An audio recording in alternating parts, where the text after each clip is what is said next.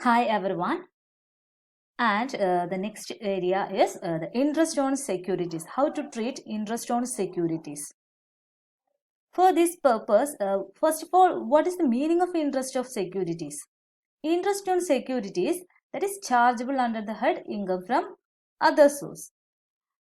As per section 2, subsection 28b, interest on security means interest on any security of the central government or the state government. That means the assessee invested any securities of the central government or state government, and the interest from that securities that is chargeable under this head.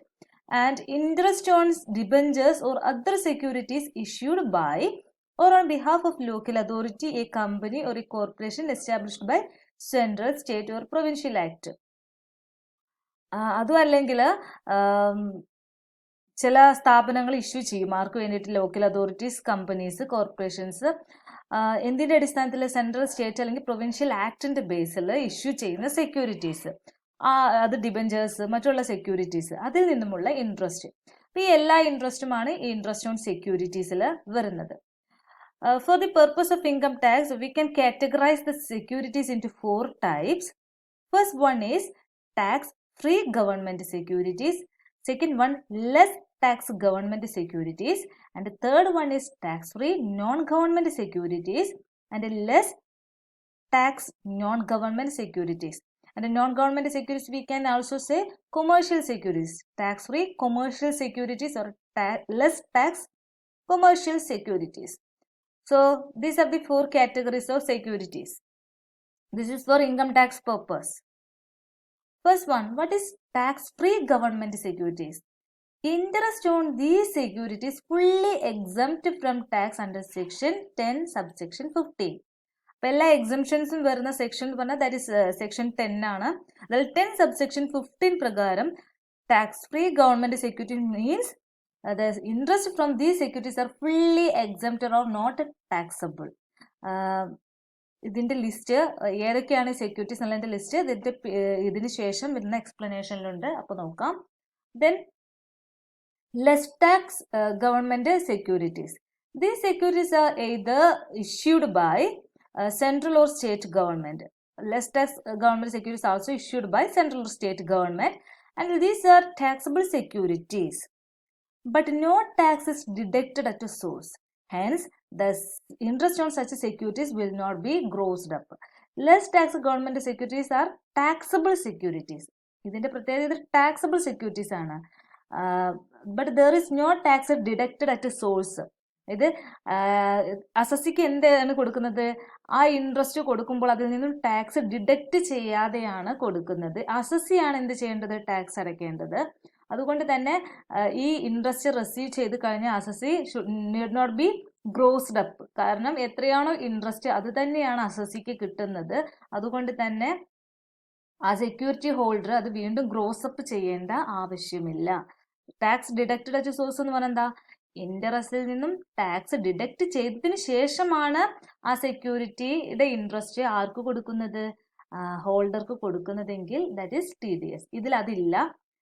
Net amount ആണ്, gross amount ആണ് already ആർക്ക് കൊടുക്കുന്നത്? അസസിക്ക് കൊടുക്കുന്നത്. So there is no need to be grossed up. This is less tax government securities. And next one is tax free non government securities അല്ലെങ്കിൽ tax free commercial securities. These securities are issued by local authorities, statutory corporations and companies in the form of bond and debentures. So these are issued by local authorities, statutory corporations and companies.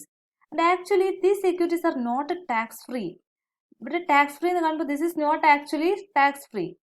On these securities, tax to be deducted at a source will be borne by issuing company.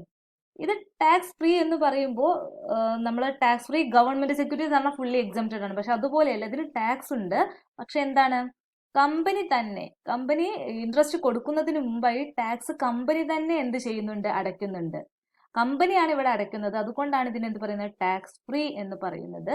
അല്ല, tax 100% tax free എന്നല്ല ഉദ്ദേശിക്കുന്നത്. Company on behalf of assessee paid ചെയ്യുന്നുണ്ട്, അതാണ് വരുന്നത്. So hence always interest is to be grossed up. അപ്പോൾ company അടച്ചതിന് ശേഷമാണ് അസസിക്ക് കിട്ടുന്നത്. അതുകൊണ്ട് തന്നെ അസസി അത് എന്ത് ചെയ്യണം? ആക്ച്വലി ഉള്ള ഇൻട്രസ്റ്റ് അല്ല അസസിക്ക് കിട്ടുന്നത്, ടാക്സ് കുറച്ച ഇൻട്രസ്റ്റ് ആണ് അസസിക്ക് കിട്ടുന്നത്, ഹോൾഡർക്ക് കിട്ടുന്നത്. അതുകൊണ്ട് തന്നെ അത് എന്ത് ചെയ്യണം? ഗ്രോസ് അപ്പ് ചെയ്യണം. ഇതാണ് tax free non government securities. അപ്പൊ ഈ കേസിൽ tax free non government or tax free commercial securities പറഞ്ഞാൽ that is issued by local authorities, statutory corporations and companies, and this is securities are actually not 100% tax free.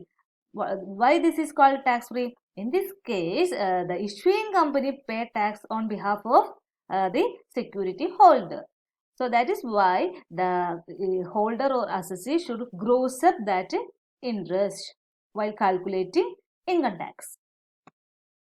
And next one is less tax non-government securities or less tax commercial securities. These securities also taxable securities. On these securities is deducted at a source and only the balance amount is given to the assessee. Here also the balance amount is given to the assessee. So ഈ രണ്ട് കാര്യങ്ങളുണ്ടല്ലോ, ഈ less ടാക്സും tax free non government സെക്യൂരിറ്റീസും, അത് കുറച്ചുകൂടി നമ്മൾ problem ചെയ്യുമ്പോൾ clear ആവുന്നതാണ്. Okay, അപ്പൊ നമുക്ക് പ്രോബ്ലത്തിലൂടെ ഈ എന്തൊക്കെയാണ് ഈ ഇൻട്രസ്റ്റ് എങ്ങനെയാണ് ട്രീറ്റ് ചെയ്യുന്നത് നമുക്ക് നോക്കാം.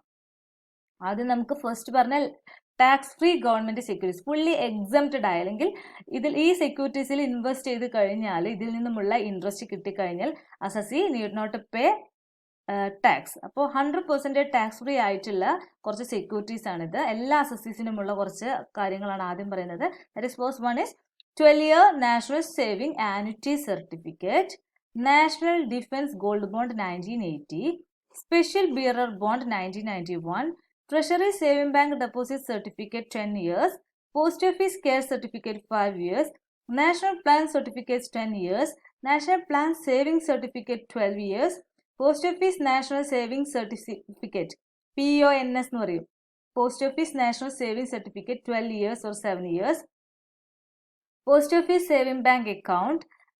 ഇതൊന്ന് ക്ലിയർ ആയി ശ്രദ്ധിക്കുക. പോസ്റ്റ് ഓഫീസ് സേവിംഗ് ബാങ്ക് അക്കൗണ്ടിന്റെ കണ്ടീഷൻ ഉണ്ട്. In the case of individual account there is A maximum exemption limit is 3,500. So up to 3,500 is the only exemption, and in the case of joint account 7,000 is the maximum exemption limit. അപ്പോൾ ഇത് നന്നായിട്ടൊന്ന് ശ്രദ്ധിക്കുക, ഇത് പ്രോബ്ലത്തിൽ നമുക്ക് ആവശ്യമുള്ളതാണ്. അപ്പോൾ post office saving ബാങ്കിലായി, post office saving bank എല്ലാവർക്കും അറിയുന്നുണ്ടാവും. അതിൽ ഇൻവെസ്റ്റ് ചെയ്യുകയാണെങ്കിൽ മാക്സിമം 3,500 രൂപ വരെ എക്സംഷൻ കിട്ടുള്ളൂ. ജോയിന്റ് അക്കൗണ്ട് ആണെങ്കിൽ മാക്സിമം 7,000 വരെ എക്സംഷൻ കിട്ടും. Next one is post office cumulative time deposit account, special deposit scheme, fixed deposit scheme governed by government saving certificate, then fixed deposit scheme governed by post office, public account in post office, this is also up to 5,000, and bonds issued by local authority and specified by the central government. And next one is gold deposit bond 1990, and the next one is exemption only for individuals and HCF. And first one is interest on 7% capital investment bond, and second one is interest on 8% relief bond 2002, 6.5% saving bond 2003, and interest on notified bonds or debentures of public sector companies. And next one is from this following investment in these following securities, interest is fully exempted. That is, first one is interest on notified securities bonds certificates deposits, interest on notified capital investment bonds, interest on notified relief bond, and interest on notified bonds in the hands of non-residents. Then interest on non-resident external account in the hands of non-resident Indian in any bank in India in accordance with the provisions of Foreign Exchange Regulation Act 1973, and interest on notified savings certificate, and interest on gold deposit bond 1999 or deposit certificate under gold monetization scheme, and dividend from domestic company, that we already studied that the dividend from domestic company that is exempted under section 1034. അപ്പോൾ ഒരുപാട് exemptions പഠിച്ചു. അപ്പോൾ ഇതെല്ലാം കൂടി ഒന്നും പഠിച്ചു വെക്കേണ്ട ആവശ്യമൊന്നുമില്ല, ജസ്റ്റ് ഒന്ന് വായിക്കുക. പിന്നെ അതിൽ റിപ്പീറ്റ് അടിച്ചു വരുന്ന കുറേ എക്സംഷൻസ് ഉണ്ട് നമുക്ക് പ്രോബ്ലം ചെയ്യുന്നതിലേക്ക് ആവശ്യമായിട്ടുള്ളത്. അതൊക്കെ നമുക്ക് പ്രോബ്ലത്തിലൂടെ ഒന്നും കൂടി ഡിസ്കസ് ചെയ്യുമ്പോൾ മനസ്സിലാകും. അപ്പോൾ എല്ലാ ഐറ്റംസും ഒന്ന് മനസ്സിലാക്കി ഒന്ന് നോട്ടിലേക്കൊക്കെ ഒന്ന് എഴുതി വെക്കുക.